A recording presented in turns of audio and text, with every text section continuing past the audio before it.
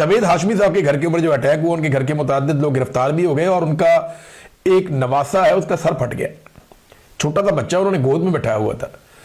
वो बता रहे हैं जनाब कि बड़ा जुल्म हुआ हमारे साथ कि दर्जनों पुलिस वाले घर के अंदर घुस गए और उन्होंने छापा मारा। सब जानते हैं कि ये जावेद हाशमी साहब के साथ क्यों हुआ, नाम लगाया हुआ कि जी बिजली चोरी का मामला है उसलिए आके पकड़ लिया।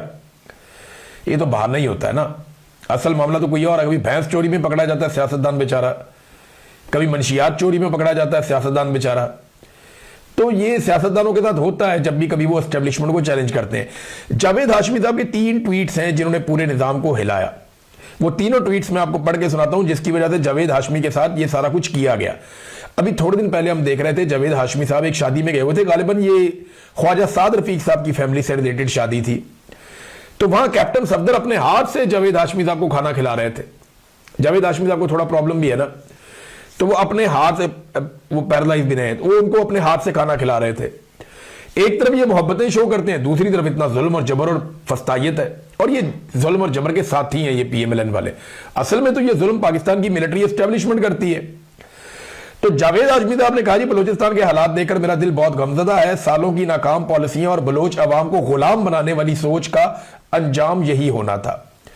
इस्लामाबाद आपके पास आई मारंग बलोच और बलोच खवातीन जिनका मुतालबा सिर्फ यही था कि उनकी बात ही सुन ली जाए।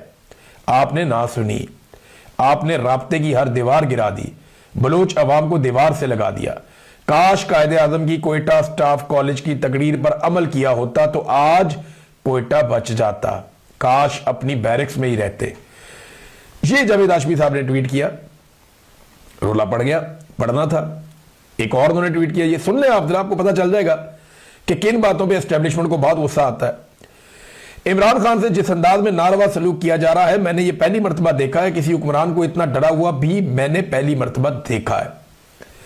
आसिम मुनीर साहब, आपको मशवरा है कि इमरान खान के मामले में ये इस कदर अपने जहन पे ये मामला सवार ना करें, आपको कोई इस्तिस्ना नहीं बचा सकेगी। फिर एक और ट्वीट जी सबसे खतरनाक ट्वीट है जावेद हाशमी साहब ने किया।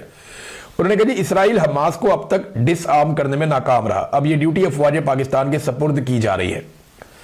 गजा जाएं, फलस्तीनी लोगों को डिसआर्म करें और उन्हें इसराइल के रहमो करम पर छोड़ दें।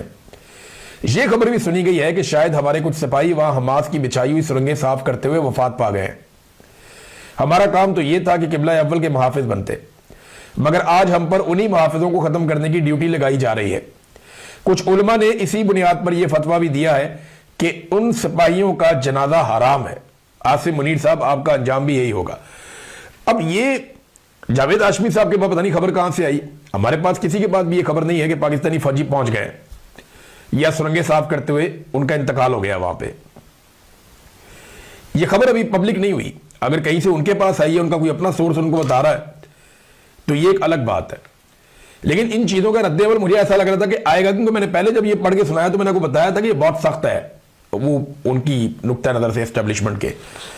तो जावेद हाशमी साहब के घर के ऊपर अब जो अटैक करना है दहशतगर्दों पे, वो इन लोगों के घरों के ऊपर हो रहा है।